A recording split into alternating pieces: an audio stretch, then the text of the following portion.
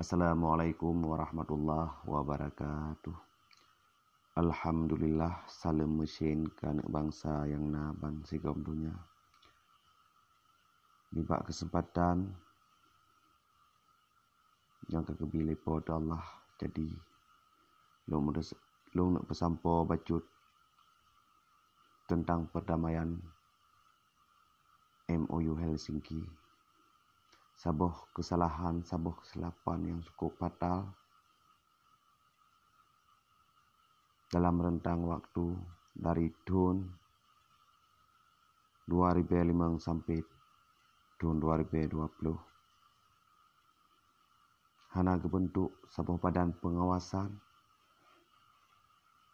saboh badan evaluasi yang berwenang untuk terima laporan, pertanggungjawaban kerja ASNLF di luar negeri dan kombatan GAM yang terlibat dalam masalah politik lokal di Aceh. Mandumnyan hana terwujud nakeh sebab akibat daripada pengkhianatan Malik Mahmud Al-Haidar dan Zaini Abdullah yang mengubah status urangnya dari WNA kepada WNI dan diberi jawatan di Indonesia.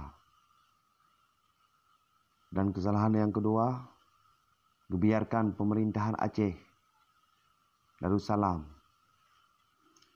vakum of leadership dalam masa rentang waktu 15 tahun lebih hana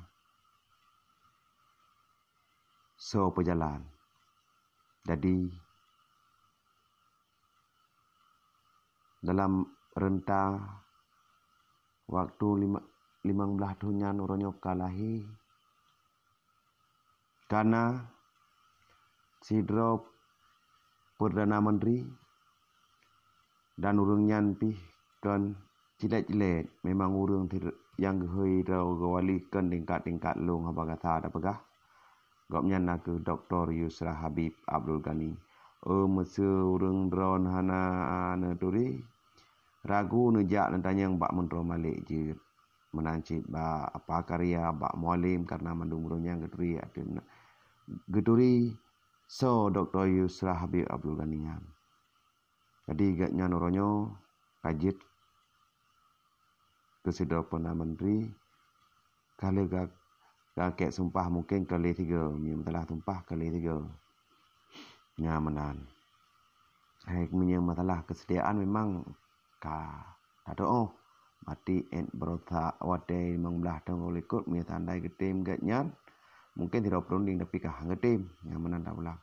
Jadi dengan hal kejadian laganyan ke yang menimpa Aceh Ronyo sebuah pengkhianatan jino kadang terbentuk sidro Perdana Menteri yang baru harapan long pada peninggi Aceh mungkinnya kesempatan untuk merapat untuk sabah kembali untuk dapat selesai untuk pegelah masalah Aceh part yang bersangkut hinan dakoh. Dalam penyampaian ulun yang singkatnya mungkin je sabah motivasi bahan renungan bahan pertimbangan bak rakan-rakan seperjuangan pada kombatan Bandung Neci semikir Cina analisa punya lagi lumpagahnya. Eno kumantang hana lupa yang mukadimah karenanya haba yang lung pesamponyo haba pingat mungkin jut bahan renungan bak bangsa bak anak bangsa yang naban sigom dunia. Jadi eno kumantang lo akhiri. Wassalamualaikum warahmatullahi wabarakatuh.